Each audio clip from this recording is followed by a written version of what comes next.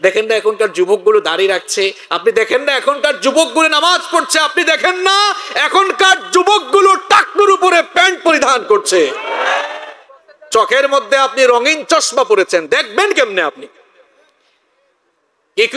আপনি দেখবেন কিছু কিছু নামধারী মুসলমান, নাম আব্দুর রহমান, নাম তার মুসলমানের, কিন্তু এই মাহফিলের ব্যাপারে এমন কুরুচিপূর্ণ কথা বলে যা নাস্তিকদের কথার সাথে মিলে যায়। আপনার চোখের উপরে রঙিন চশমা পড়লে আপনি দেখবেন কেমনে?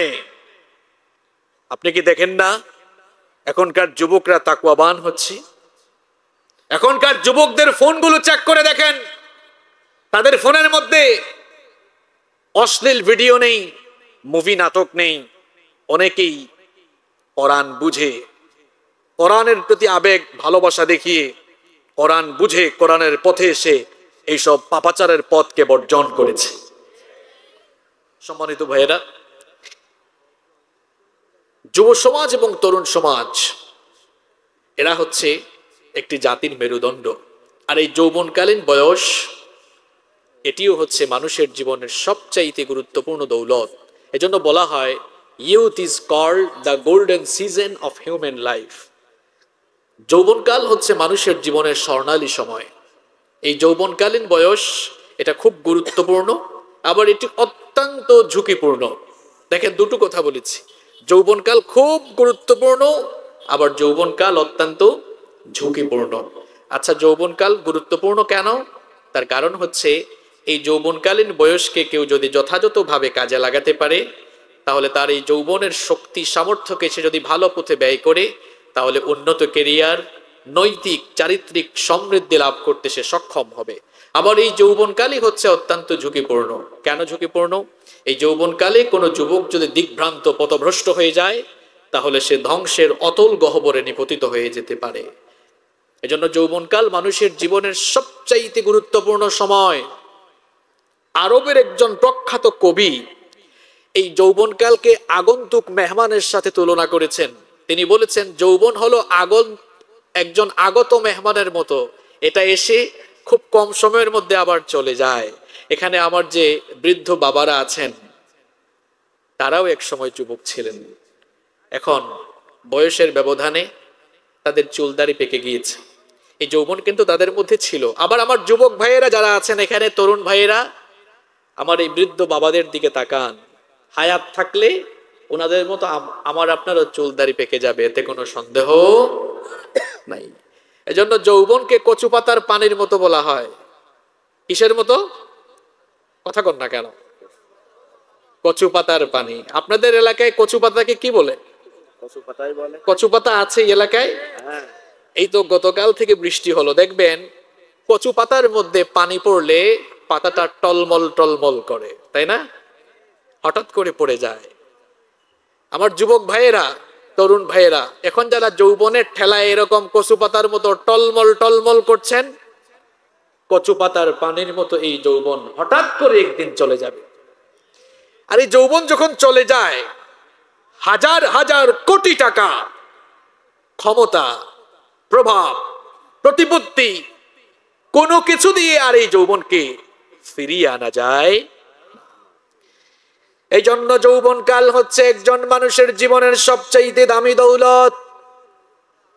যৌবনকাল হচ্ছে একজন মানুষের জন্য জীবনের সবচাইতে গুরুত্বপূর্ণ সময়।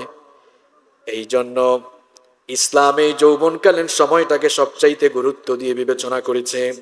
রাসূল করিম সাল্লাল্লাহু আলাইহি ওয়াসাল্লাম বলেছেন, যৌবনকালের ব্যাপারে বেখবর হয়ে যেও না, যৌবনকাল সম্পর্কে গাফেল হয়ে যেও না। এই পৃথিবীতে আমরা এসেছি, এই পৃথিবীতে থাকবো নাকি আমরা সবাই চলে যাব। যৌবনকাল হচ্ছে মানুষের জীবনের সবচাইতে দামি দৌলত। যৌবনকাল হচ্ছে মানুষের জীবনের সবচাইতে গুরুত্বপূর্ণ সময়। এই জন্য এই যৌবনকালকে ইসলাম অত্যন্ত গুরুত্বের সঙ্গে বিবেচনা করেছে। এই পৃথিবীতে আমরা এসেছি থাকার জন্য নয়, চলে যাওয়ার জন্য। কেউ আমরা থাকবো না, আমাদের পূর্বপুরুষ যারা আছেন কেউ থাকেন নাই, সবাই দুনিয়া থেকে চলে গিয়েছেন। সময়ের ব্যবধানে আমরাও দুনিয়া ত্যাগ করব, দুনিয়া থেকে চলে যাব। হাসরের মাঠে আমরা সবাই আল্লাহর সামনে দাঁড়াবো। হাসরের মাঠে যখন সকল মানুষেরা আল্লাহর সামনে দাঁড়াবে, আল্লাহ তাআলা মানুষকে 5টি প্রশ্ন করবেন। যারা শুনতে পেয়েছেন, বুঝতে পেরেছেন, বলেন তো কয়টা প্রশ্ন? খুব ভালো করে শুনেন। 5টি প্রশ্নের জবাব দেওয়া ছাড়া কিয়ামতের দিন আপনি যে দাঁড়িয়ে থাকবেন, পা পর্যন্ত নড়াতে পারবেন না, কদম নড়ানোর সুযোগ পাওয়া যাবে না। নবীজি বলেছেন, তিরমিজি শরীফের হাদিস, আন ইবনে মাসউদ রাদিয়াল্লাহু আনহু قال, আব্দুল্লাহ ইবনে মাসউদ রাদিয়াল্লাহু আনহু হাদিস বর্ণনা করেছেন। তিনি বলেছেন, ক্বালান নবী সাল্লাল্লাহু আলাইহি ওয়াসাল্লাম, নবী করিম সাল্লাল্লাহু আলাইহি ওয়াসাল্লাম বলেছেন, লা তাজুলু কদামা ইবনি আদম মিন ইনদি রাব্বিহি হাত্তা ইউসআল আন খামসিন। নবীজি বলেছেন, কিয়ামতের দিন 5টি প্রশ্নের জবাব দেওয়া ছাড়া আল্লাহর বান্দারা পা নড়াতে পারবে না। এই 5টি প্রশ্নের জবাব না দিয়ে আল্লাহর সামনে থেকে আপনি ছুটতে পারবেন না। 1 নম্বর প্রশ্ন করা হবে, আন উমরিহি ফিমা আফনাহু। রব্বুল আলামিন জিজ্ঞেস করবেন, বান্দারে তোমাকে যে হায়াত দিয়েছিলাম, তোমার এই হায়াত তুমি কিভাবে ব্যয় করেছো? তোমার জীবন তুমি কোথায় কিভাবে কাটিয়েছো? পুরো জীবনের হিসাব দেওয়া লাগবে কার কাছে?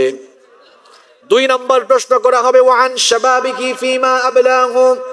2 নম্বর প্রশ্ন করা হবে, আমার বান্দা তোমাকে যে যৌবন দিয়েছিলাম, এই যৌবন তুমি কোথায় কিভাবে কাটিয়েছো? 3 নম্বর প্রশ্ন করা হবে, ওয়ামালুহু মিন আইনা কাসাবাহু। তোমাকে যে ধন সম্পদ দেয়া হয়েছিল কিভাবে অর্জন করেছো? ওয়া ফিমা আনফাকাহু, কোথায় ব্যয় করেছো? আর 5 নম্বর প্রশ্ন করা হবে, ওয়ামাদা আমিলা ফিমা আলিমা। যতটুকু জেনেছো ততটুকু আমল করেছো কিনা? আপনার যৌবনকাল আপনি কিভাবে কাটিয়েছেন? জবাব দেয়া লাগবে কার কাছে? কার কাছে? আপনি ছুটতে পারবেন না। যৌবনকালের হিসাব, ওই যে এখন ছেলেরা বলে না, পই পই করে হিসাব দিতে হবে। এটা পই পই করে আপনার যৌবনের হিসাব দেওয়া লাগবে কার কাছে? যৌবনের ঠেলায় তো আপনি যা মন চায় তাই করছেন। এই যৌবন আছে বলে আপনি যখন যা মন চায় তাই বলছেন, যা করতে মন চায় তাই করছেন, যেদিকে ছুটতে মন চায় সেদিকেই ছুটে চলছেন। এই যৌবনকাল, এই সম্পর্কে তো আল্লাহ আপনাকে জিজ্ঞেস না করে ছাড়বেন না। 5টি প্রশ্নের জবাব দেওয়ার আগে আপনি আল্লাহর সামনে থেকে ছুটতেও পারবেন না। আল্লাহু আকবার। যৌবনকালের ব্যাপারে আল্লাহর কাছে আপনাকে জিজ্ঞাসিত হওয়া লাগবে। যৌবনকালের ব্যাপারে রব্বুল আলামিন জিজ্ঞেস করবেন। যেহেতু প্রত্যেকটি মানুষকে এই যৌবনের ব্যাপারে আল্লাহর কাছে জিজ্ঞাসিত হতে হবে, এই জন্য নবীজি বলেছেন, এই যৌবনকাল চলে যাওয়ার আগে যৌবনকালকে কদর করো, মূল্যায়ন করো, কাজে লাগাও। নবীজি বলেছেন, ইগতানিম খামসান ক্বাবলা খামসিন। 5 জিনিস আসার আগে 5টি জিনিসকে গনিমত মনে করো। 5টি জিনিস আসার আগে 5টি জিনিসকে কাজে লাগাও। এর মধ্যে একটি ব্যাপারে নবীজি বললেন, তোমার যৌবনকাল শাবাবাকা ক্বাবলা হারামিক। বুড়া হয়ে যাওয়ার আগে যৌবনকালের কদর করো। বুড়া হয়ে যাওয়ার আগে যৌবনকালকে কদর করো। আগেই বলেছি, যৌবন হচ্ছে কচু পাতার পানির মতো। কচু পাতার উপরে পানি যেমন টলমল টলমল করে, এই যৌবন টলমল করতে করতেই কচু পাতার পানির মতো নষ্ট হয়ে যাবে, ফুরিয়ে যাবে, চলে যাবে। এই প্যান্ডেলের দিকে তাকিয়ে দেখেন, আমার কত যুবক, আমার কত বৃদ্ধ বাবারা যাদের চুল দাড়ি পেকে গিয়েছে, তারাও আমার আপনার মতো যুবক ছিলেন। এখন তারা বয়সের ভারে নজ্জ হয়ে গিয়েছেন, চুল দাড়ি পেকে গিয়েছে। এই অবস্থা আপনারও হবে। আপনার শরীরের চামড়াগুলো যে এখন খুব টাইট, বুড়ো হয়ে গেলে শরীরের চামড়া একটু কুচকে যায় না? আপনারও কুচকাবে। আপনি যে এখন খুব শক্তি সামর্থ্য নিয়ে দৌড়াদৌড়ি করেন, এটা থাকবে না, এটা চলে যাবে। এবং এই যৌবনকালীন সময়টার ব্যাপারে আল্লাহর কাছে স্পেশালি আল্লাহর আদালতে আপনাকে দাঁড় করানো হবে। কিরে, তোর যৌবনকাল কেমনে গেল? জবাব দে। কি মনে করেছেন আপনি এমনি এমনি ছুটে যাবেন? এই যৌবনকালে এর তার পেছনে গিয়ে গিয়ে আপনার যৌবনকে ক্ষয় করে ফেলেছেন। মাদকাসক্ত হয়ে, বেনামাজি হয়ে, চরিত্রহীন হয়ে নিজের যৌবনকে আপনি নিঃশেষ করে দিয়েছেন, ক্ষয় করে দিয়েছেন, লয় করে দিয়েছেন, আপনি কি এমনি এমনি আল্লাহর আদালত থেকে ছুটে যাবেন? নেভার এভার, কখনো নয়। আপনার যৌবনের প্রত্যেকটি সেকেন্ডের হিসাব আল্লাহ পই পই করে নেবেন। যেহেতু এই যৌবনকাল সম্পর্কে আমাদেরকে জিজ্ঞাসিত হতে হবে, এই জন্য নবীজি বলেছেন যৌবনকালকে কাজে লাগাও, যৌবনকালকে গুরুত্ব দাও। এখন প্রশ্ন হলো, কিভাবে আমরা যৌবনকালকে গুরুত্ব দিব, কেমনে আমরা যৌবনকালকে কাজে লাগাবো? আমার ভাইয়েরা সবাই একটু আন্তরিকতার সাথে জবানটা খুলে আমার প্রশ্নের জবাব দেন তো। আমার আপনার যে যৌবন আছে, এই যৌবন যিনি দিয়েছেন তিনি কে?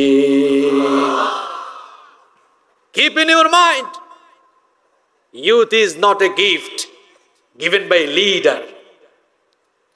আপনি যে নেতার পেছনে ছুটতে ছুটতে, যে নেতার সামনে পেছনে কুকুরের মতো ছুটতে ছুটতে যৌবন নষ্ট করছেন, এই যৌবন আপনার তথাকথিত নেতার দেওয়া গিফট নয়, এই যৌবন হচ্ছে আল্লাহর দান। তো যৌবন যাচ্ছে কোথায়? যৌবনকে কিভাবে কাজে লাগাবেন, এবার সেই কথাই বলছি। সবাই আপনারা বলেছেন যৌবন দাতা হচ্ছেন আল্লাহ। যৌবনটাকে কাজে লাগাবেন কেমনে? যৌবন যিনি দিয়েছেন সেই যৌবন দাতার কাছে নিজের যৌবনটাকে বিক্রি করে ফেলতে হবে। নিজের যৌবন দাতাকে দিয়ে দিতে হবে।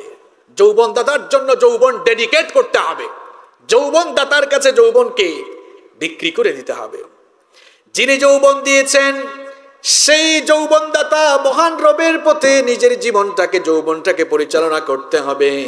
এই যৌবনকালীন বয়সে আজান হয়ে গেলে যৌবনদাতা যিনি, তার হুকুম মতো নামাজে যাওয়ার দরকার আছে না নাই? আমার যুবক আর তরুণ ভাইয়েরা ভালো করে শুনেন, আজান হয়ে যায় কিন্তু আমরা অনেক সময় শয়তানের প্ররোচনায় মসজিদে যাই না। কারণ শয়তান পজিটিভলি ধোঁকা দিয়ে রেখেছে, তোর বয়স তো এখনো কম, চুল দাড়ি পাকে নাই, এখন আর মসজিদে যাওয়ার কি দরকার। এইভাবে শয়তান পজিটিভলি ধোঁকা দিয়ে মসজিদ থেকে দূরে রাখছে। আমার ভাইয়েরা, আপনি যে বুড়ো হবেন, আপনার যে চুল দাড়ি পাকবে, এমন কি কোনো গ্যারান্টি আছে নাকি বলেন? আপনি কি দেখেন না 1.5-2 বছরের করোনা মহামারীতে কি দেখেন নাই আপনার সমবয়সী কিংবা আপনার চেয়ে কম বয়সী অনেক যুবক কিন্তু দুনিয়া থেকে চলে গিয়েছে। দুনিয়াতে আসার সিরিয়াল আছে, যাবার কোনো সিরিয়াল নাই। আসার সময় খুব সুন্দর সিরিয়াল মেনটেন হয়। প্রথমে দাদা, এরপরে বাবা, তারপরে ছেলে, এরপরে দাদার ঘরে নাতি আসে। দুনিয়াতে আসার জন্য সুন্দর এভাবে সিরিয়াল মেনটেন হয়, কিন্তু দুনিয়া থেকে যাওয়ার বেলায় সিরিয়াল ব্রেক হয়ে যেতে পারে। কারণ মাঝে মাঝে এমন করুণ দৃশ্য সমাজে আমরা দেখি, নাতির লাশ দাদা কবরে নামায়। আছে? যেহেতু দুনিয়া থেকে চলে যায় মানুষ, আর এর জন্য সিরিয়াল লাগে না। আপনি বুড়ো হবেন, অনেককে আমরা বলতে শুনি, ভাই আসেন নামাজ আজান হয়েছে, একটু নামাজে যাই।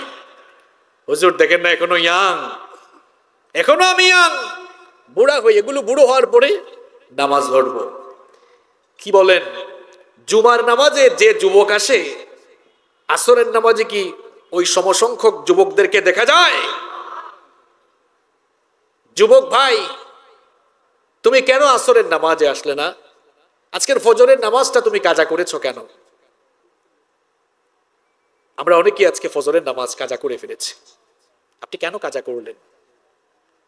কেন আপনি কাজা করলেন? জাহান্নামের ওয়াজ তো বহু শুনছেন, জাহান্নামের ওয়াজ শুনেও আমরা ঠিক হইতে পারলাম না। একটু কমন সেন্স খাটান তো এবার। সকালবেলা অনেকেই স্কুলে যায়, কলেজে যায়, বিশ্ববিদ্যালয়ে যায়, অফিসে যায়, ব্যবসার কাজে যায়, যায় কি যায় না? কেউ 7টায় বের হয়, কেউ 8টায়, কেউ 9টায়, কেউ 10টায়। রাতের বেলা ফোন হাতে নিয়ে অ্যালার্ম সেট করেন না আপনারা অনেকে? কেউ সকাল 7টায়, কেউ 8টায়, কেউ 9টায় অ্যালার্ম সেট করেছে। বিবাহিত ভাইরা অ্যালার্ম দেওয়ার পরেও বউকে ডেকে বলে, কই গো শুনছো, আমারে 8টায় কিন্তু ডেকে দিও। ভাবিকে কি আপনি বলেন এরকম? মাঝে মাঝে বলেন, দেখছেন এরকম বলে। তার মানে ভাবির সাথে ভালোবাসা আছে না নাই? আছে দেখেই তো বলে। 7টায় 9টায় উঠবেন, অ্যালার্মও দেন, ভাবিকেও বলেন। আপনি আপনার অফিসে যাওয়ার জন্য, স্কুল কলেজ ইউনিভার্সিটিতে যাওয়ার জন্য, ব্যবসা প্রতিষ্ঠানে যাওয়ার জন্য আপনার মোবাইল ফোনে 8টায় 9টায় 7টায় অ্যালার্ম দিতে পারেন। ফজরের নামাজটা জামাতে আদায় করার জন্য ভোর 5টার অ্যালার্ম সেট করতে পারেন না। কোন শয়তান আপনাকে আটকে রাখলো? কোন শয়তান আপনাকে ধোকায় ফেলে রাখলো?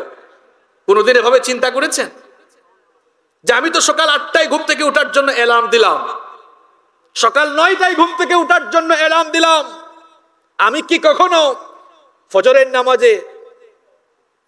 নামাজে তো ঠিক নাই, এটা ঠিক থাকলে তো তাহাজ্জুদও ঠিক থাকতো, উচিত ছিল তাহাজ্জুদের জন্য অ্যালার্ম সেট করে দেওয়া। এটা কখনো করতে পারলেন না আপনি। আমার দেশে ফজরের নামাজে মানুষ বেশি নাকি জানাজার নামাজে মানুষ বেশি? এর মানে কি বলেন তো? ফজরের নামাজ নফল আর জানাজার নামাজ ফরজে আইন, তাই না? চিত্র দেখে তো এটাই মনে হয়। শোনেন, ঘর থেকে 50 হাত দূরে মসজিদ, 100 হাত দূরে মসজিদ, হেতে ফজরের নামাজে যায় না। আর জানাজার নামাজে শরীক হওয়ার জন্য ঢাকা শহর থেকে বড় খামারে চলে আসে। এগুলো কি বাস্তবতার সাথে মিল আছে কথাগুলো? এর মানে কি? ফজরের নামাজের আগে বক্তব্য দেওয়ার সুযোগ না থাকলেও জানাজার নামাজের আগে বক্তব্য দেওয়ার সুযোগ আছে। জানাজার নামাজে অনেক শো অফ হচ্ছে কিনা? কোন শয়তান আপনাকে এভাবে ঘিরে রাখলো? কোন শয়তান আপনাকে ধোকায় ফেলে রাখলো? আপনার ঘর থেকে 100 হাত দূরে মসজিদে আপনি যেতে পারেন না। আরে ভাই, যে ঈমান আপনাকে আপনার ঘর থেকে বের করে মসজিদে নিতে পারে না, এ দুর্বল ঈমান কেমনে আপনাকে জান্নাতে নিয়ে যাবে?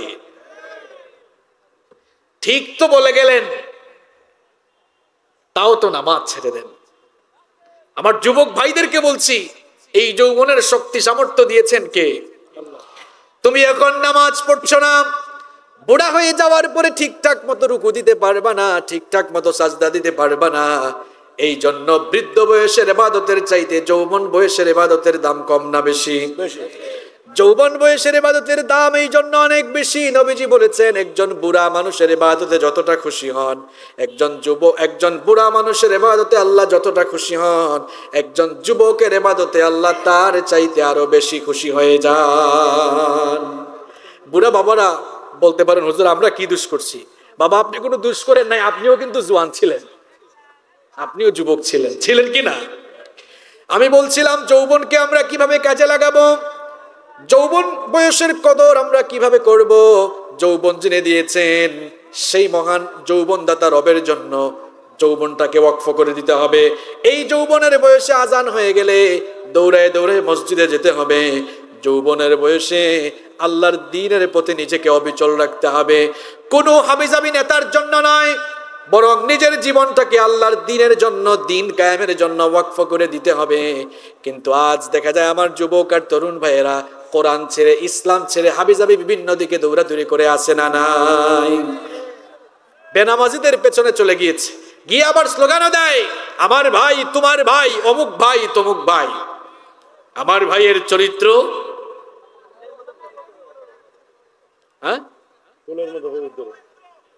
ফুলের মতো পবিত্র, নামাজ পড়ে না এক ওয়াক্ত, সুযোগ পাইলে গাঞ্জা খায় 5 ওয়াক্ত, শয়তানের ভক্ত, জাহান্নামের তত্ত্ব। একজন বলছে চিটারই তো। এরকম চিটারদের পেছনে গিয়ে গিয়ে আপনি যৌবনকে ক্ষয় করে দিচ্ছেন, ধ্বংস করে দিচ্ছেন। নেতার মধ্যে ইসলামের আদর্শ নাই, সে আর আপনাকে কেমনে ইসলামের আদর্শে আদর্শিত হওয়ার কথা বলবে? নিজে বেনামাজি, ইসলামের আদর্শ লালন করে না, সুযোগ পেলে ইসলামের বিরুদ্ধে কথা বলে, তার সঙ্গী সাথী হয়ে আপনিও সেই দিকেই পা বাড়িয়েছেন। কিয়ামতের দিন দেখা কিন্তু ওইখানেও হবে। ওই যে আমরা একটা কথা অনেক সময় মানুষ বলে না, যে যার সঙ্গে থাকবে তার সঙ্গে হাসরও। কথা কিন্তু ভুল না, কথা কিন্তু সত্য। যে বেনামাজি ইসলাম বিরোধী নেতার সামনে পিছনে স্লোগান দিয়ে দিয়ে সাথে থাকেন। জাহান্নামের মধ্যে সাক্ষাৎ হবে, কথাটা মোল্লার না আল্লাহর? আরো জোরে বলেন, কথাটা কার? কিয়ামতের দিন পথভ্রষ্ট নেতা আর পথভ্রষ্ট কর্মী জাহান্নামে তাদের সাক্ষাৎ হবে, সামনাসামনি হবে। সাক্ষাৎ হওয়ার পরে কর্মীরা তাদের নেতাদেরকে আটকে দিবে, হরতাল হরতাল। কই যাবা? দাঁড়াবে একটু। আটকে দিয়ে কি বলবে? চলেন আমরা সরাসরি আল্লাহর কালাম থেকে জেনে নেই। আটকানোর পরে বলবে, فقال الضعفاء للذين استكبروا إنا كنا لكم تبعا فهل أنتم مغنون عنا من عذاب الله من شيء فقال الضعفاء লিল্লাযীনা ইসতাকবারু, দুর্বলরা কর্মীরা নেতাদেরকে বলবে, ইন্না কুন্না লাকুম তাবান, নিশ্চয়ই আমরা তোমাদের অনুগত ছিলাম, অনুসারী ছিলাম। তোমরা যা বলেছো তাই করেছি। যাকে পিটাতে বলেছো তাকেই পিটিয়েছি, যাকে ঘর বাড়ি ছাড়া করতে বলেছো তাকেই ঘর বাড়ি ছাড়া করেছি, যাদের উপরে নির্যাতন করতে বলেছো তাদের উপরেই নির্যাতন নিপীড়ন চালিয়েছি।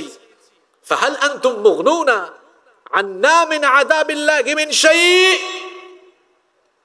ইন্টারোগেটিভ কোশ্চেন, ইন্টারোগেটিভ সেন্টেন্স, প্রশ্নবোধক বাক্য। হ্যাঁ, প্রশ্ন করবে, ফাহাল আনতুম মুগনুনা আন্না মিন আযাবিল্লাহি মিন শাই'। দুনিয়ায় তো তোমাদের পক্ষে আকাম কুকাম করে জেলখানায় ঢুকলেও বাঁচাই দিয়েছো। এই মিয়া, কারে ধরছো? এটা আমার লোক, তাড়াতাড়ি ছাড়ো। এরকম ফোন ছিল, আদালতে গেলেও ছুটাই আনছো। কিন্তু আজ প্রশ্ন হলো, ফাআল আনতুম মুগনুনা আন্না মিন আযাবিল্লাহি মিন শাই'।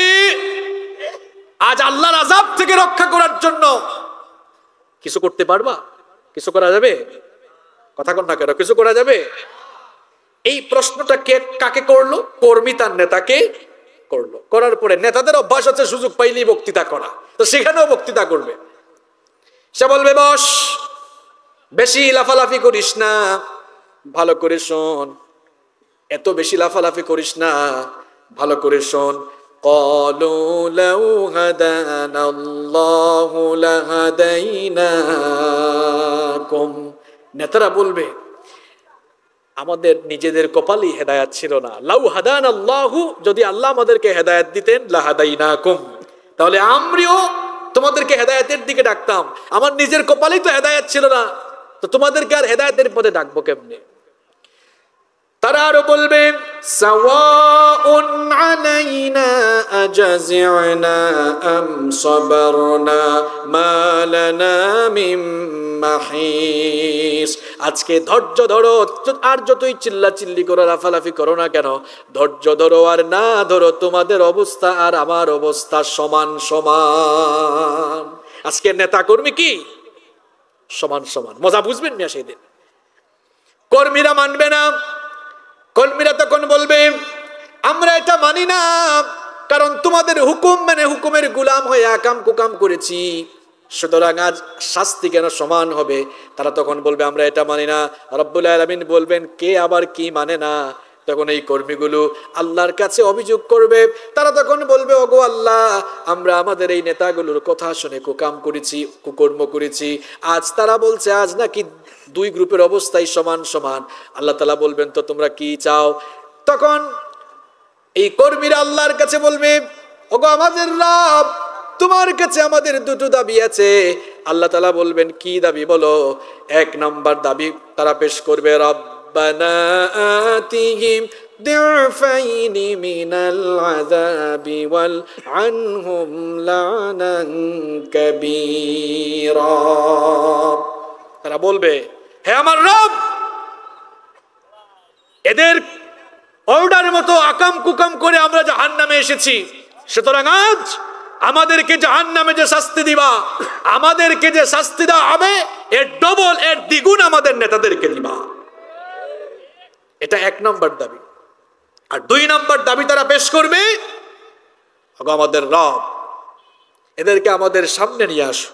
দুনিয়ায় এরা সব সময় ভালো ভালো চেয়ারে বসেছে, আমরা এদের আশপাশে ঘুরেছি, আজকে একটু সামনে দেন।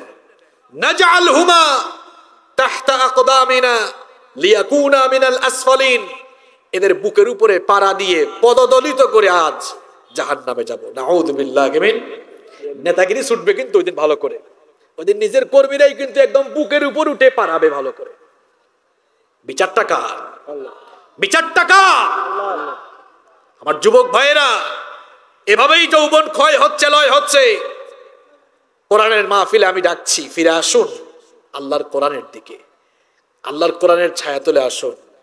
বরং নামাজি, কোরআনওয়ালা, ইসলামওয়ালা যে সকল মানুষ আছেন, যারা আল্লাহর জমিনে আল্লাহর দ্বীন কায়েমের কাজ করছেন, তাদের সঙ্গী সাথী হয়ে গেলে দুনিয়া আখেরাতে ইজ্জত বাড়িয়ে দিবেন, সম্মান বাড়িয়ে দিবেন কে? পারবো তো ইনশাআল্লাহ। এই যৌবনকালকে আমরা এভাবে কাজে লাগাবো। যৌবনকালকে যদি আমরা এভাবে আল্লাহর দ্বীনের পথে, আল্লাহর আনুগত্যের পথে কাটাই, আল্লাহর দ্বীনের পথে কাজে লাগাই, তাহলে দুনিয়ার এই নকল যৌবনের পরিবর্তে কিয়ামতের দিন আসল যৌবন দিবেন কে? ভালো করে শোনেন, দুনিয়ার যৌবন নকল, আর কিয়ামতের যে যৌবন জান্নাতীদেরকে দেওয়া হবে ওইটা আসল। নকল আর আসল বললাম কেন? দুনিয়ার যৌবন ফুরিয়ে যায়, চলে যায়, আর জান্নাতীদেরকে আল্লাহ যে যৌবন দিবেন এটা ফুরাবে না। সুবহানাল্লাহ পড়েন। কিয়ামতের দিন তো কোনো বুড়া মানুষ জান্নাতে ঢোকার সুযোগই নাই, কোনো বুড়া মানুষ জান্নাতেই ঢুকতে পারবে না। দেখছেন কয়েকজন বুড়া বাবা এমনি তাকাইছে, এটা কি বলে? কথাটা আমার না, বলেছেন মুহাম্মদ, পড়েন সাল্লাল্লাহু আলাইহি ওয়াসাল্লাম। নবীজি বলেছেন কোন বুড়া মানুষ জান্নাতে যাবে না। একজন বুড়ি মহিলা এটা শুনে কেঁদে ফেললো, বলল ইয়া রাসূলুল্লাহ, পড়েন সাল্লাল্লাহু আলাইহি ওয়াসাল্লাম, বুড়া মানুষ যদি জান্নাতে না যায় তাহলে আমার কি হবে? নবীজি তখন বললেন কেঁদো না, এই জন্য চিন্তিত হয় না।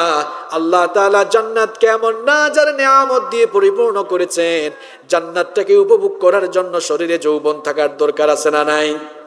জান্নাতের এত নাজার নিয়ামত, এগুলো উপভোগ করতে হলে শক্তি থাকা দরকার, সামর্থ্য থাকা দরকার। এই জন্য রব্বুল আলামিন কিয়ামতের দিন যত মানুষকে জান্নাতে ঢুকাবেন, সকল মানুষকে 30 বছরের ভরা যৌবন দিয়ে চিরস্থায়ী জান্নাতে ঢুকাবেন। কোনো কালো মানুষও জান্নাতে যাবে না, কোনো কালো মানুষও জান্নাতে যাবে না। এখন কালো মানুষরা কি করবেন? আমরা তো নিজেরা কালো হই নাই, সাদা চামড়া বানিয়েছেন কে? কালো বানিয়েছেন কে?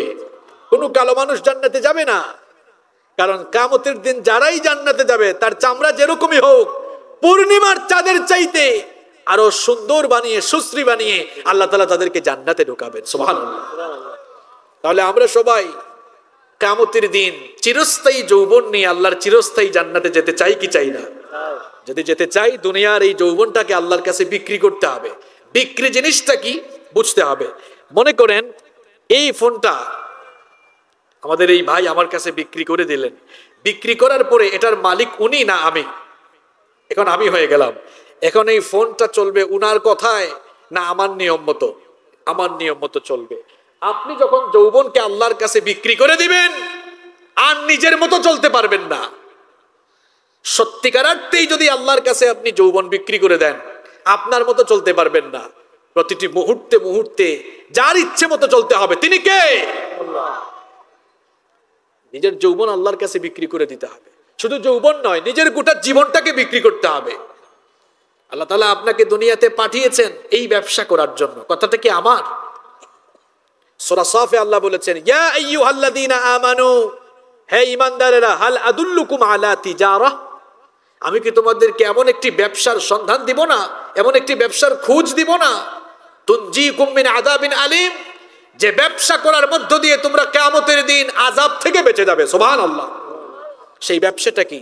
সেই ব্যবসাটা হচ্ছে তুমিনুনা বিল্লাহি ওয়া রাসূলিহি ওয়া তুজাহিদুনা ফি সাবিলিল্লাহি বিআমওয়ালিকুম ওয়া আনফুসিকুম। সেই ব্যবসাটা হচ্ছে আল্লাহ এবং রাসূলের উপরে ঈমান এনে আল্লাহর রাস্তায় জিহাদ করে, জান মাল দিয়ে জিহাদ করে প্রচেষ্টা চালাবে। এবং সূরা তাওবার 111 নম্বর আয়াতে আল্লাহ বলছেন, ইন্নাল্লাহা আশতারা মিনাল মুমিনিনা আনফুসাহুম ওয়া আমওয়ালাহুম বিআন্না লাহুমুল জান্নাহ। নিশ্চয়ই আল্লাহ তাআলা মুমিনদের জানমাল কিনে নিয়েছেন, আর জানমাল কেনার বিনিময়ে আল্লাহ মুমিনদেরকে জান্নাত দিয়েছেন। সুবহানাল্লাহ। আল্লাহর সঙ্গে আমাদের ব্যবসা চলছে। আল্লাহ বিক্রেতা, আমরা কাস্টমার, আমরা ক্রেতা। পণ্যটা কি? ইনভেস্ট কি? পুঁজিটা কি? ইনভেস্ট হচ্ছে আমাদের জীবন, আমাদের জান, আমাদের মাল। এই জান আর মাল দুটোই যদি আল্লাহর খেয়াল খুশি মতো আমরা বিনিয়োগ করতে পারি, তাহলে বিনিময় হিসাবে আমাদেরকে জান্নাত দিয়ে দিবেন কে? আমার যুবক ভাইয়েরা, এই যৌবনকালীন সময় আমি আর যুবকদের উদ্দেশ্যে বেশি কথা বলছি, কারণ আমি দেখলাম আসার সময় সব যুবক যারা বসে আছে, উঠাউঠি আছে অনেকের। এটা তো আমি শুরুতেই বলেছি, এটা মানে কিছু কিছু এলাকায় গেলে দেখা যায় সুরসুরি কিছু আছে, শয়তান গুতাগুতি করে, কিন্তু যারা বসে আছে বেশিরভাগ যুবক এখানে আছে। আমার যুবক ভাইদেরকে বলছি, আর যৌবন কিভাবে আমরা নষ্ট করে ফেলছি, পাপাচারের দিকে ধাবিত হচ্ছি। আমি তো ইদানিং একটি বিষয় দেখে অবাক হয়ে গেলাম। এখানে স্কুলে পড়ো, কলেজে পড়ো, ইউনিভার্সিটিতে পড়ো, কে কে একটু হাত তুলো তো ভাইরা। এই তো মাশাআল্লাহ, মাশাআল্লাহ, হাতগুলো নামাও। তোমাদের উদ্দেশ্যে কয়েকটি কথা বলতে চাই। এখানে যারা পড়াশোনা শেষ করে ফেলেছেন, দেখেন তো আমার সাথে আপনাদের এই কথাটা মিলে কিনা। আমরা যখন এসএসসি পাশ করেছি, এসএসসি পরীক্ষার আগে, এইচএসসি পরীক্ষার আগে আমাদের বিদায়ী অনুষ্ঠান হতো না? আমরা যে স্কুলে, যে কলেজে বা যে মাদ্রাসায় পড়েছি, বিদায়ী অনুষ্ঠান হতো। সেখানে দেখা যেত বিদায়ী ছাত্ররা বক্তব্য দিতে গিয়ে কান্নায় ভেঙে পড়তো। কারণ যে প্রতিষ্ঠানে এতদিন পড়াশোনা করেছে, যে প্রতিষ্ঠানে তার শিক্ষকদের কাছ থেকে এত জ্ঞান অর্জন করেছে, সিনিয়র জুনিয়রদের মায়া ভালোবাসার বন্ধনে আবদ্ধ ছিল, সেই প্রিয় শিক্ষাঙ্গন প্রতিষ্ঠান ছেড়ে চলে যাবে, হৃদয়ে কষ্ট অনুভব হতো। এবং আমি আমার ছাত্র জীবনে দেখেছি আমার বহু উস্তাদকে আমাদের বিদায় লগ্নে তাদের বক্তব্যও তাদেরকে কাঁদতে দেখেছি। এভাবে আমরা বিদায় নিতাম, আমাদের জুনিয়ররা আমাদেরকে গিফট দিত, আমরাও আমাদের জুনিয়রদেরকে গিফট দিতাম, স্নেহ করে উস্তাদদেরকে হাদিয়া দিতাম, গিফট দিতাম। আমাদেরকে অনেকে শ্রদ্ধাঞ্জলি, বিদায় সংবর্ধনা, ক্রেস্ট এগুলো দিত। খুব চমৎকার একটি বিদায়ী সেশন হতো। এটা আমি আমার স্টুডেন্ট লাইফের, স্কুল জীবনে, মাদ্রাসা জীবনে, বিশ্ববিদ্যালয় জীবনে এভাবেই আমরা বিদায় নিয়েছি। এখন দেখবেন আপনারা বিদায়ী অনুষ্ঠান নাই। এখন ছোট ছোট ছেলে মেয়েরা সাদা টি শার্ট পরে, সাদা গেঞ্জি পরে, এই বিদায়ী অনুষ্ঠানের নাম একটু আপডেট করে তারা দিয়েছে র্যাগ ডে। কি ডে এটা? র্যাগ ডে না রাগ ডে, আল্লাহ ভালো জানে। যাই হোক, র্যাগ ডে। সেখানে তারা কি করছে ভালো করে শুনেন, অভিভাবকরাও শুনেন, কি আমাদের সমাজ কেমনে নষ্ট হচ্ছে শোনেন। এরপরে গেঞ্জির মধ্যে, টি শার্টের মধ্যে এমন অশ্রাব্য অশ্লীল ভাষায় অশ্লীল শব্দ লিখছে, যা এই মাইকে বলার মতো শব্দ না। এমন এমন শব্দ তারা ওখানে লিখে দিচ্ছে। ছেলে মেয়েকে লিখছে, মেয়ে ছেলেকে লিখছে, এমনকি ছেলে মেয়ের স্পর্শকাতর জায়গায় পর্যন্ত আঁকাআঁকি করছে। নাউযু বিল্লাহি মিন যালিক। কি অসভ্য, কি জাহেলিপূর্ণ সমাজ ব্যবস্থার দিকে আমরা চলে যাচ্ছি। তোমরা যারা স্কুল, কলেজ, বিশ্ববিদ্যালয়ে পড়ো, বিশেষ করে এই কুকর্মের আমদানি হয়েছে বিশ্ববিদ্যালয় থেকে। এগুলো বহু বছর ধরে বিশ্ববিদ্যালয়ে চলছে। বিশ্ববিদ্যালয়ে এই কুকর্ম দেখে দেখে এখন কলেজ আর স্কুলের ছাত্রছাত্রীরাও এই কুকর্ম শুরু করে দিয়েছে। ঠিক বললে হবে না, শুনে যাও, তোমাদেরকেই বলছি। তুমি তোমার প্রতিষ্ঠান থেকে বিদায় নিচ্ছ, তোমার প্রতিষ্ঠান থেকে বিদায় নেওয়ার দিন তুমি যে কাজ করছো, এই কাজের মাধ্যমে কিন্তু তোমার চরিত্রের বহিঃপ্রকাশ হচ্ছে। তুমি কোন চিন্তার মানুষ, তোমার ভেতরের চিন্তা চেতনা কেমন, সেটার বহিঃপ্রকাশ ঘটছে। আমার প্রিয় ছাত্র ভাইয়েরা, তুমি যেদিন স্কুল থেকে বের হবে, তুমি যেদিন তোমার কলেজ থেকে, বিশ্ববিদ্যালয় থেকে বের হবে, তোমার ভেতরে তো এই স্বপ্ন লালন করা দরকার, আমার অর্জিত এই জ্ঞান দিয়ে আমি আমার নিজের মানোন্নয়ন করব, পাশাপাশি আমার সমাজ এবং রাষ্ট্রের উন্নতি অগ্রগতি পালনে ভূমিকা রাখবো। তুমি সেটা না করে নির্লজ্জতা আর বেহায়াপনায় নিজেকে মত্ত করে দিয়ে তোমার চরিত্রকে।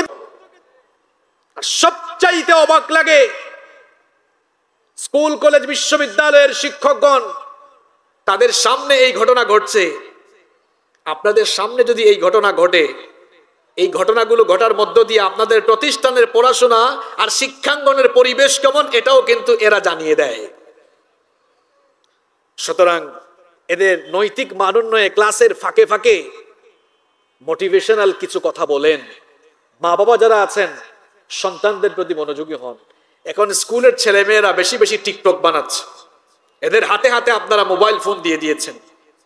এই মোবাইল ফোন এর পজিটিভ সাইড যেমন আছে, নেগেটিভ সাইডও আছে না নাই? অন্তত পক্ষে ইন্টারমিডিয়েট পাস করার আগ পর্যন্ত আদরের ছেলে মেয়েদের হাতে ফোন তুলে দিয়েন না। নিজের জামাই বউ নিজেই ম্যানেজ করবে, নিজের জামাই নিজের বউ নিজেই ম্যানেজ করবে। আপনি দেখেন না দিহান আনুষ্কার পরিণতি কি হয়েছে, ভুলে গেছেন নাকি?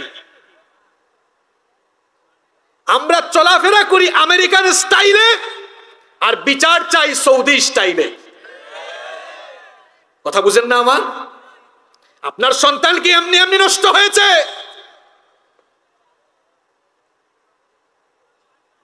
মা বাবা যখন সন্তান লালন পালনে, সন্তানদের কেয়ার করতে গিয়ে মা বাবারা যখন ভালো ভূমিকা রাখে না, তাদের সন্তানরা এমনি নষ্ট হয়।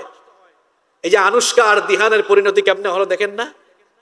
মা বাপ বাইরে চলে গেছে, মেয়ে কোথায় যাচ্ছে, কার সঙ্গে মিশছে, কার বাসায় যাচ্ছে কোনো খোঁজখবর নাই।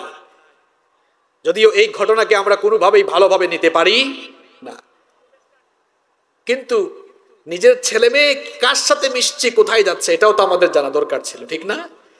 সন্তানদের প্রতি যত্নবান হন। আল্লাহ আমাদেরকে বুঝার তৌফিক দান করেন। আওয়াজ কি শোনা যাচ্ছে না শোনা যাচ্ছে না? সম্মানিত ভাইয়েরা, যুবক ভাইদের উদ্দেশ্যে কথাগুলো বলছিলাম। যুবকরা, তরুণরা নিজের নৈতিক চরিত্র মান উন্নয়নে আমাদের সবাইকে অত্যন্ত সচেতন হতে হবে। সর্বশেষ আমি যে পয়েন্টটি তুলে ধরতে চাই, এই যুবকরা শুধু নিজেদের নৈতিক চরিত্র উন্নয়নেই তারা মনোনিবেশ করবে না, তার পাশাপাশি ইসলাম প্রচার প্রতিষ্ঠায় যুবকদেরকে এগিয়ে আসতে হবে। কারণ ইসলাম প্রচার প্রতিষ্ঠায় এই যুবকরাই সবচেয়ে বেশি ভূমিকা রেখেছিল। নবীজি যখন দাওয়াত শুরু করেছেন, নবীজি দাওয়াত শুরু করার পর সর্বপ্রথম যারা ইসলাম কবুল করেছে তাদের মধ্যে যুবকদের সংখ্যা কম ছিল না, বেশি ছিল। আবার ইসলাম যখন মক্কায় অত্যন্ত দুর্বল কাফের মুশরিকরা নির্যাতন চালাচ্ছে, তখন এই যুবকদের মাধ্যমে ইসলাম শক্তিশালী হয়েছে। আপনারা জানেন ওমর ইবনুল খাত্তাব রাদিয়াল্লাহু আনহু তিনি যখন ইসলাম কবুল করলেন, খুব চমৎকার ঘটনা, একটু কান লাগান। ওমর রাদিয়াল্লাহু আনহু ইসলাম কবুল করার পর নবীজিকে এসে প্রশ্ন করলেন, আলাসনা আলাল হক, আমরা কি হকের উপরে প্রতিষ্ঠিত নই? নবীজি তখন বললেন, বালা, অবশ্যই আমরা হকের উপরে প্রতিষ্ঠিত। ওমর ইবনুল খাত্তাব রাদিয়াল্লাহু আনহু বললেন, যদি সত্যিকার অর্থেই আমরা হকের উপরে প্রতিষ্ঠিত হয়ে থাকি, আপনার সাহাবীরা গোপনে গোপনে নামাজ পড়ছে কেন? এখনো কেন গোপনে গোপনে কাজ চলছে? আমাকে অনুমতি দেন, আমি একটু প্রকাশ্যে একটা মিছিল বের করতে চাই। ওমর ইসলাম কবুল করেছে, অন্যদের মতো ওমর গোপনে গোপনে কিছু করবে না, ওমর যা করবে সব সরাসরি করবে। আল্লাহু আকবার। নবীজি বললেন, যাও, অনুমতি দেওয়া হলো। ওমর রাদিয়াল্লাহু আনহু গুটি কয়েক লোক তখন ইসলাম কবুল করেছিলেন। তিনি তখন তাদেরকে কাতারবদ্ধ করে মিছিলের সামনে দাঁড়িয়ে দুইজন নেতৃত্ব দিলেন, হামজা রাদিয়াল্লাহু আনহু এবং ইসলামের বীর সেনানী ওমর ইবনুল খাত্তাব রাদিয়াল্লাহু আনহু। এবার কাবার চত্বরের দিকে মিছিল বের হলো, স্লোগান উঠলো, লিল্লাহি তাকবীর, আল্লাহু আকবার। এই স্লোগান যখন উঠলো, আকাশ বাতাস প্রকম্পিত হলো, আকাশ বাতাস প্রকম্পিত হলো। আবু জাহালের কানে আওয়াজ গেল, কি ব্যাপার? কাবার চত্বরের দিকে এমন আওয়াজ, এমন স্লোগান, এটা তো আগে কখনো শোনা যায়নি। বলছে, দেখো তো বের হয়ে কে, কাদের এত বড় সাহস এমন স্লোগান নিয়ে বের হয়। এসে বলল, স্যার ঘটনা তো খারাপ, মিছিলের সামনের কাতারে তো অমরকে দেখা যায়। আবু জাহাল বলল, আমি এটা বিশ্বাস করি না, কারণ গতকালও একসাথে মিটিং করেছি, অমর তো এই দলে যেতে পারে না।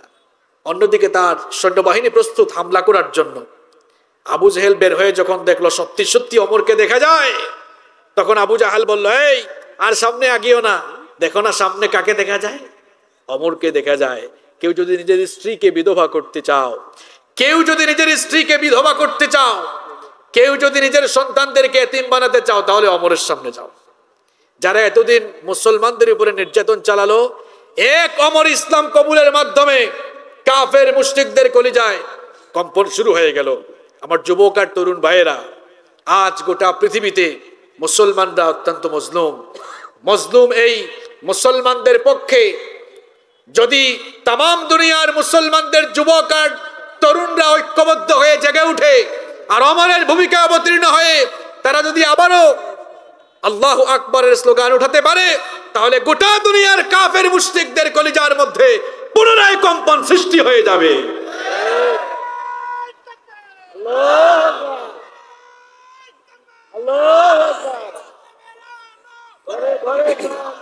সম্মানিত ভাইয়েরা, শুধু স্লোগান দিয়ে গেলে চলবে না। এখানে একদম লিখেছেন হেদায়েতের উদ্দেশ্যে ওয়াজ। ওয়াজ কি হেদায়েতের উদ্দেশ্যে হচ্ছে না? আপনার কানে কি সমস্যা নাকি? যুবকরা ধ্বংস হয়ে যাচ্ছে। আপনারা চান কি যে ওয়াজের মধ্যে এসে খালি এটা সেটা বলুক আর পাবলিক গরম হয়ে যাক? এই গরম পাবলিকরা চলে যাক। কই থাকেন তখন যখন হুজুররা আটক হয়ে যায়? এত প্রেম প্রীতি তখন কই থাকে আপনাদের? রাগ করলেন নাকি আমার কথা? নিজের 3.5 হাত বডিকে আগে মানুষ বানান। এই মাহফিল শুধু স্লোগান দেওয়ার জায়গা নয়। মাহফিলগুলোকে নিজের উন্নয়নে, এখান থেকে কিছু নলেজ আর্ন করে যাবেন। হেদায়েতের কথা হচ্ছে না তো কি হচ্ছে? আজকাল যুবক নষ্ট হচ্ছে, যুবক নামাজ পড়ছে না, পাপাচারে ধাবিত হচ্ছে, র‍্যাগ দিতে চলে যাচ্ছে। আমি যে 8-10টা পয়েন্ট বললাম, আপনি কানা হয়ে গেছেন নাকি? বহেরা হয়ে গেছেন নাকি? আপনার কানে যায় না? আপনি কোন উদ্দেশ্যে এসেছেন আপনিই জানেন। আপনারা ইউটিউবে যারা আমার বক্তব্য শুনেন, আপনারা দেখেছেন আমি একাডেমিক স্টাইলে কথা বলি।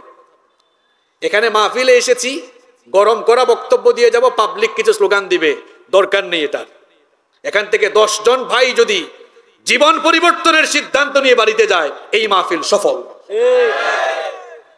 কি জাতের পাবলিক স্লোগান দিয়ে দিয়ে মাহফিল গরম করলো, কমিটি আটক, হুজুরও আটক, কোনো খোঁজখবর?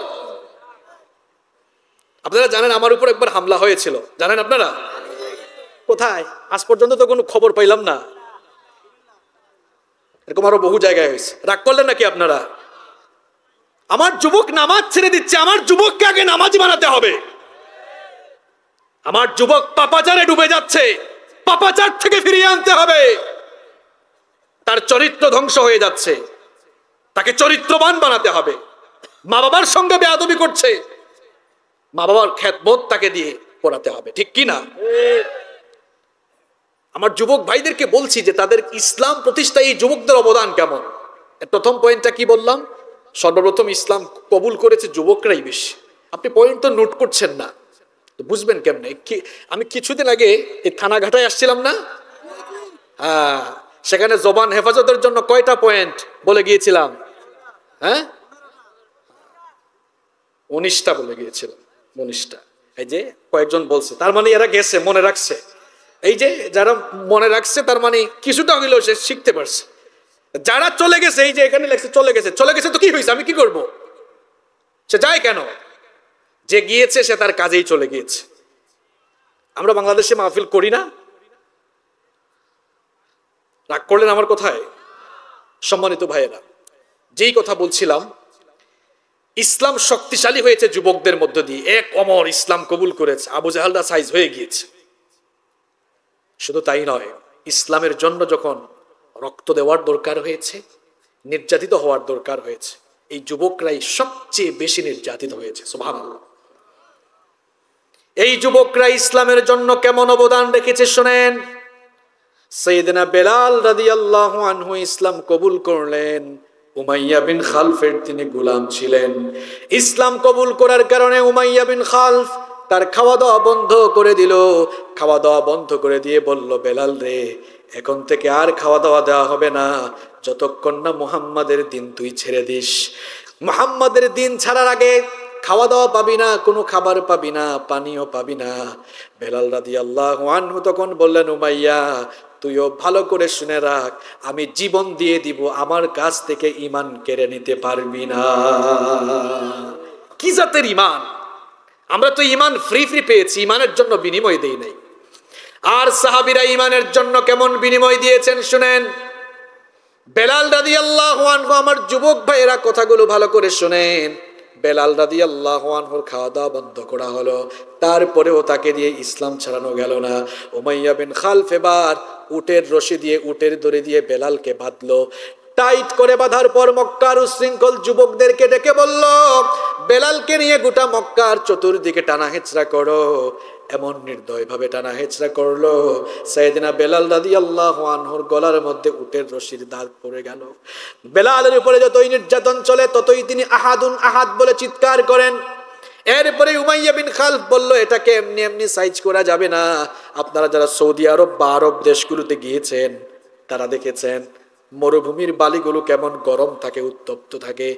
মরুভূমির অগ্নিতপ্ত বালির উপরে সাইয়েদনা বেলাল রাদিয়াল্লাহু আনহুকে এবার চিৎ করে শুইয়ে দিয়ে বুকের উপরে পাথর চাপা দিয়ে রাখলো যেন নড়াচড়া করতে না পারে।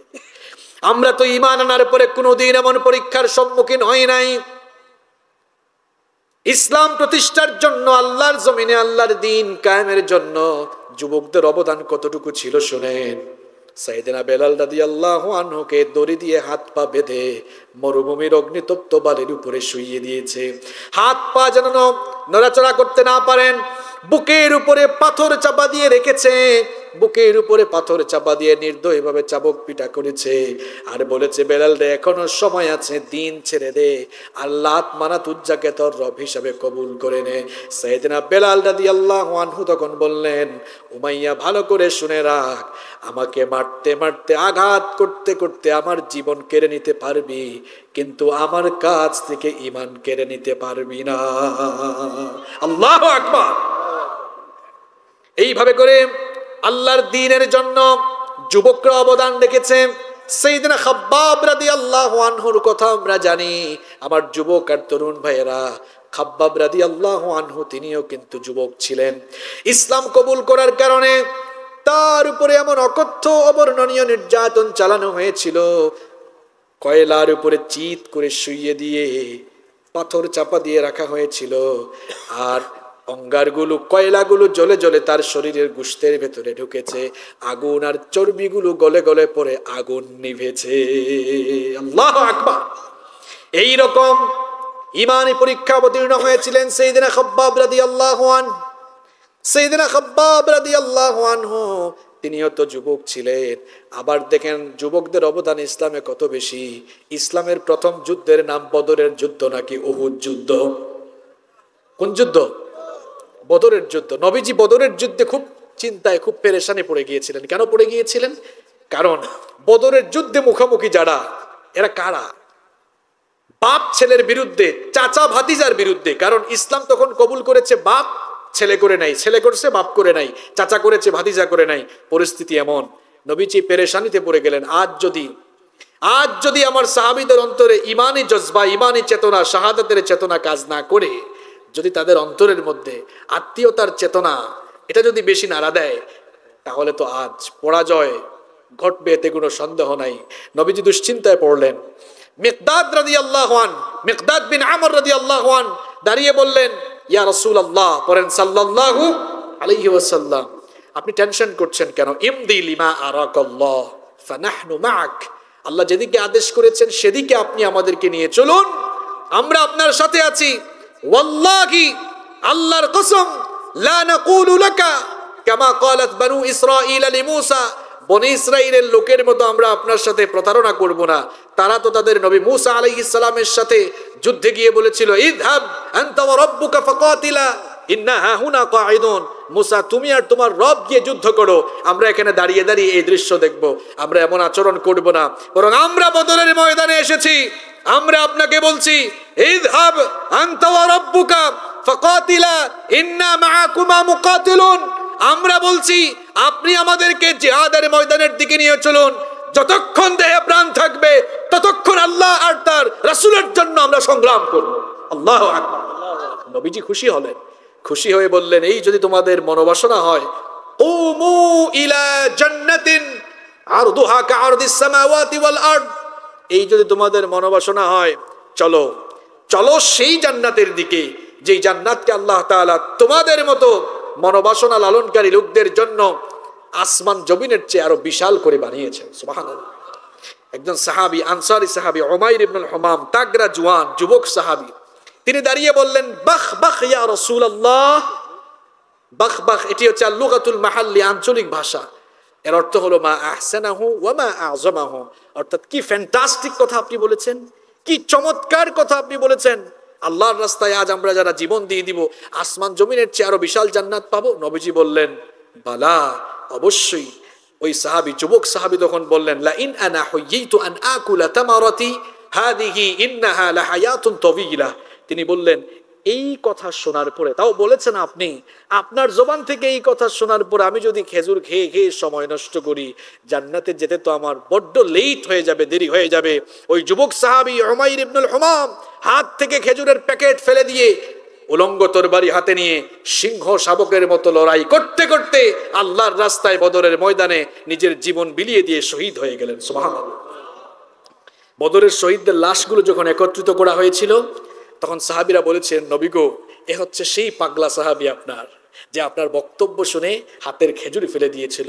নবীজি তখন বললেন সবাই সাক্ষী থাকো, ইন্নাহু মিন আহলিহা, নিশ্চয়ই আল্লাহর প্রতিষ্ঠিত ওই জান্নাতের ওয়ারিস সে হবে। সুবহানাল্লাহ। যে পয়েন্টগুলো বললাম আমার যুবক ভাইয়েরা, তরুণ ভাইয়েরা, ইসলামের প্রচার প্রতিষ্ঠায়, ইসলামকে শক্তিশালী করার ক্ষেত্রে, আল্লাহর জমিনে আল্লাহর দ্বীন কায়েমের ক্ষেত্রে এভাবে যুবকরা নিজেদের তাজা রক্ত জমিনে ঢেলেছে, প্রয়োজনে নিজের জীবনকে উৎসর্গ করে আল্লাহর রাস্তায় শাহাদাতের নজরানা পেশ করেছে। আমার যুবক আর তরুণ ভাইয়েরা যারা এখানে এসেছেন, আমাদেরকে শিক্ষা নিতে হবে। আমাদেরকে খাব্বাব খুবাইবের ভূমিকায় অবতীর্ণ হয়ে, উমাইর ইবনুল হুমামের ভূমিকা অবতীর্ণ হয়ে নিজের জীবন যৌবনকে আল্লাহর রাস্তায় নিবেদিত প্রাণ করে দিয়ে শাহাদাতের জজবা নিয়ে আমরা যদি আল্লাহর জমিনে আল্লাহর দ্বীন প্রচারের কাজে নেমে যাই, এই জমিনে আল্লাহর দ্বীন কায়েম হবেই হবে ইনশাআল্লাহ। এটা কোনো সন্দেহ নাই। সম্মানিত ভাইয়েরা, এজন্য আসুন এই যৌবনকালীন সময়টাকে নষ্ট না করি, এটাকে কাজে লাগাই। এই যৌবনকালকে কিভাবে কাজে লাগাবো? কিছুক্ষণ আগে আমি বলেছি যৌবন যিনি দিয়েছেন সেই যৌবনদাতার জন্য নিজের যৌবনটাকে উজাড় করে দিতে হবে, ওনার কাছে বিক্রি করে দিতে হবে। আল্লাহর প্রত্যেকটি বিধান আমরা জীবনে মেনে চলবো, আল্লাহর বিধি বিধানগুলো মেনে আমরা আমাদের শেষ নিঃশ্বাস পর্যন্ত আল্লাহর রাস্তায় জীবন উৎসর্গ করব, আল্লাহর রাস্তায় নিজেদের জীবনকে পরিচালিত করব। পারবো তো ইনশাআল্লাহ? আল্লাহ আমাদেরকে তৌফিক দান করুন।